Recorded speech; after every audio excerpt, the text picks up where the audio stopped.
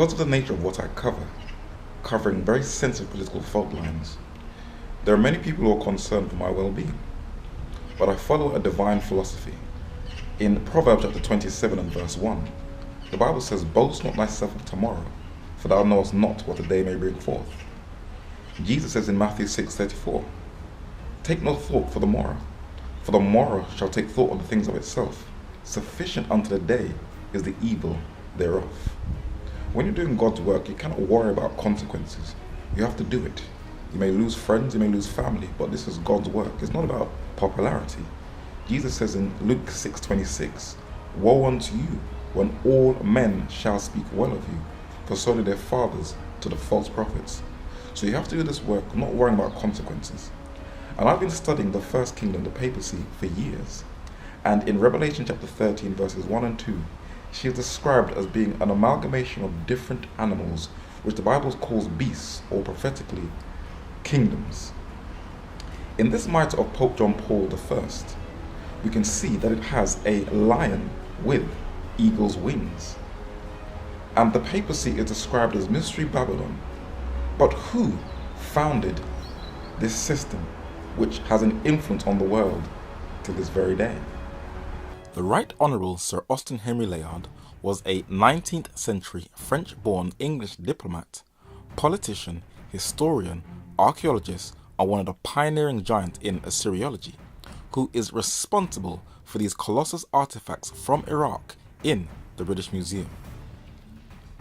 When excavating ancient culture of Babylon in Iraq, the Arabs kept telling him that this is the land of Nimrod, a name the 8th century BC co-prophet of Isaiah, Micah, called Assyria, the land of Nimrod. Who is Nimrod ben Cush? He was the first king, city builder, constructionist, community organizer who continued and revived after the flood the legacy of Cain by building a dark, destructive, apostate idolatrous system, Babylon in Sumer or Shinar, that was designed to replace the worship of God. His biography is preserved in the 10th chapter of the book of Genesis. And Cush begat Nimrod. He began to be a mighty one in the earth. The word mighty is from the Hebrew word geber, which means giant. He was huge in stature. He was a warrior, a strong man. He was a mighty hunter before the Lord, wherefore it is said, even as Nimrod, the mighty hunter before the Lord. And the beginning of his kingdom was Babel, and Erech, and Akkad, and Calneh in the land of Shinar, or Sumer. Out of that land went forth Asher, or Assyria, and builded Nineveh, and the city Rehoboth, and Calah, and Rezin between Nineveh and Calah. The same is a great city.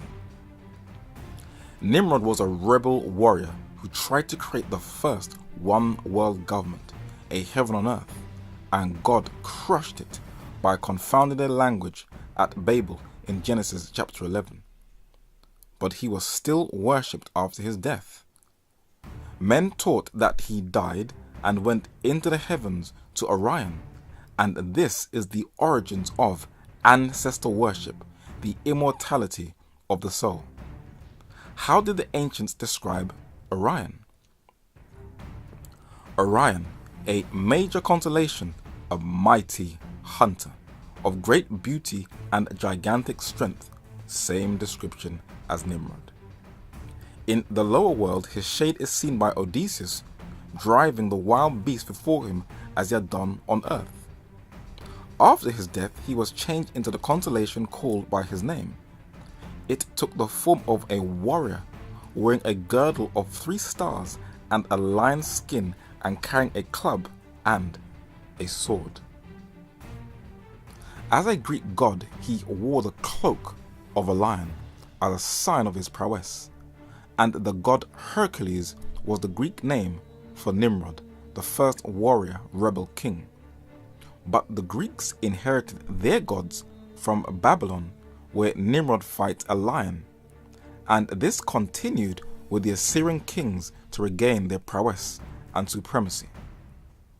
It was Nimrod's clearing of the plains of Shinar of wild animals that gave him his reputation as the horned god, and even the earliest Assyrian kings wore the horned helmet as a memorial to him and a symbol of the strength that even North European warriors adopted as a sign of their prowess. Osiris, the first god of Egypt, was depicted as black according to Plutarch, and Memnon, the great warrior in ancient Greece, also was Nimrod, with the distinct features of a Cushite. But though Nimrod died thousands of years ago, the system of Babylon he created has never died.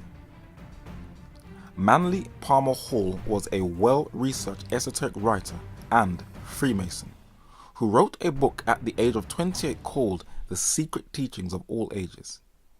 He said, "The theory of man's origin in water, the fish, was looked upon as the progenitor of the human family. This gave rise to the ichthyology of the Chaldeans, Phoenicians, and Brahmins.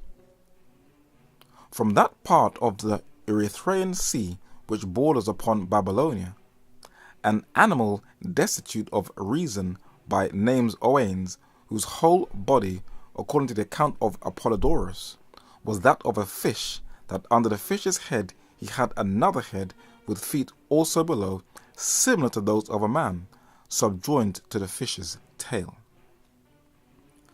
When looking at early Babylonian artifacts, we can see this half-man, half-fish deity, which, according to Manly Palmer Hall's research, spread to many of the cultures around the world. In the Bible, this deity is known as Dagon. Nimrod's system still continues to this day, for the fish mitre that was worn on the Assyrian plains is still adorned by the bishops and cardinals of the first kingdom, the papacy. The system continues unabated. But why can't your average person see that the Pope continues Nimrod's Babylonian system?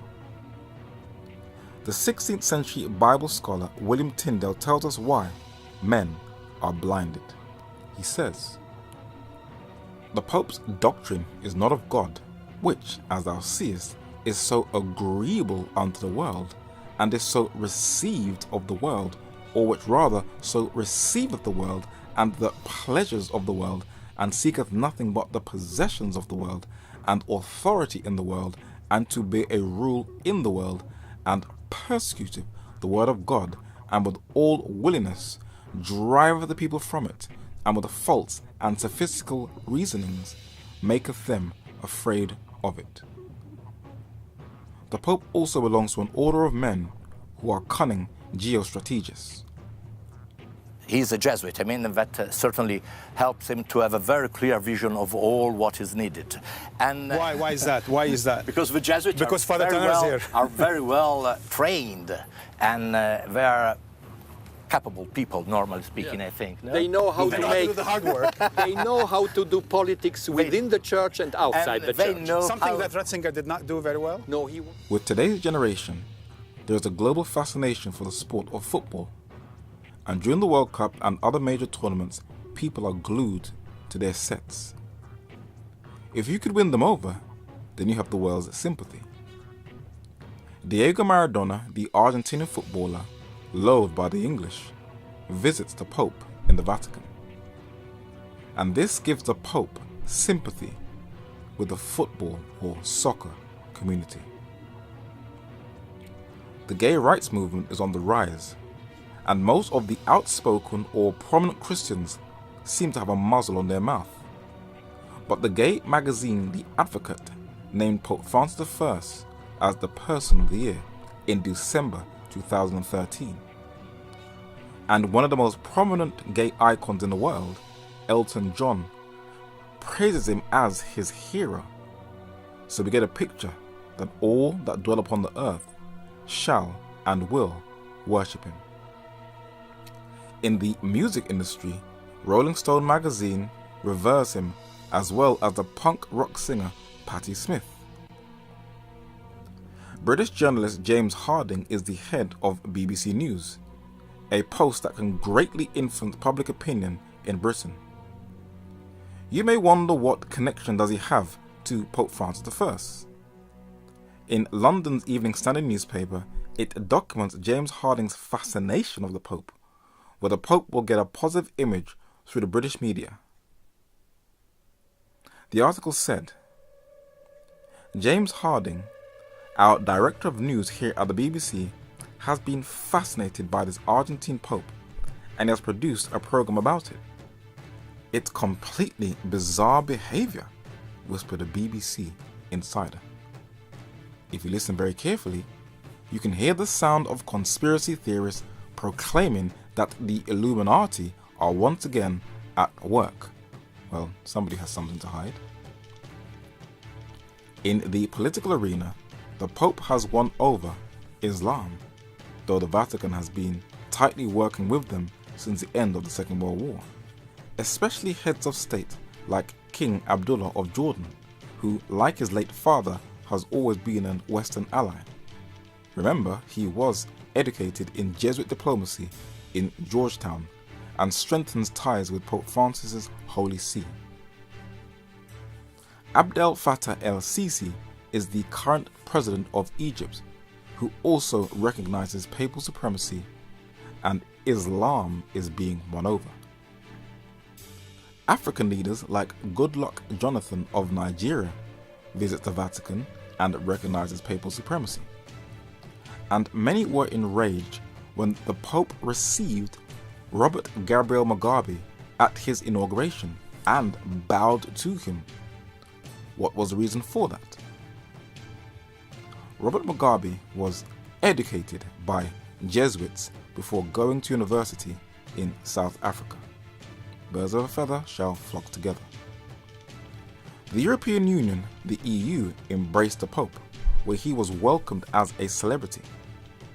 But evangelicals in North America embrace him also now as a brother.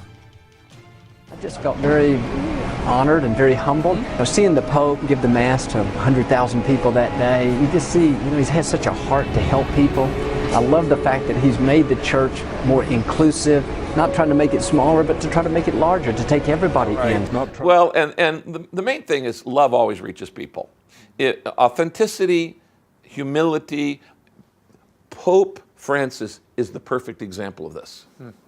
He is doing everything right. Folks, we got a Pope that's a real deal. A papal visit is 15 minutes.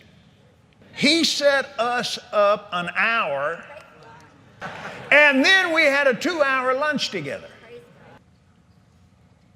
That many evangelicals in one room. Folks, you don't get it. The protest is over.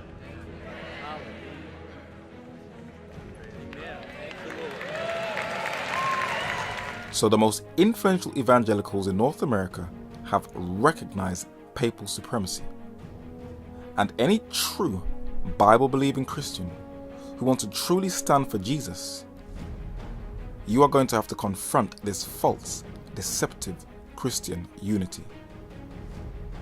The Pope, like his predecessors, has embraced theistic evolution. Pope Francis has said the Big Bang Theory is compatible with the Catholic Church's teaching on creation. Speaking to members of the Pontifical Academy of Science, the Pope said it is possible to believe in both, insisting God was responsible for the Big Bang from which all life evolved. L'inizio del mondo non è opera del caos che deve a un altro la sua origine, ma deriva direttamente da un principio supremo che crea per amore. Il Big Bang, che oggi si pone all'origine del mondo, non contraddice l'intervento creatore divino, ma lo esige. L'evoluzione nella natura non contrasta con la nozione di creazione, perché l'evoluzione presuppone la creazione degli esseri che si evolvono. The Pope's remarks were in line with the Catholic Church's teaching of the last few decades. And what Nimrod started at Babel will be continued with the papacy when she, with the United States, the Second Kingdom, will impose a global government. We will seek this more in the last study of the Two Kingdoms.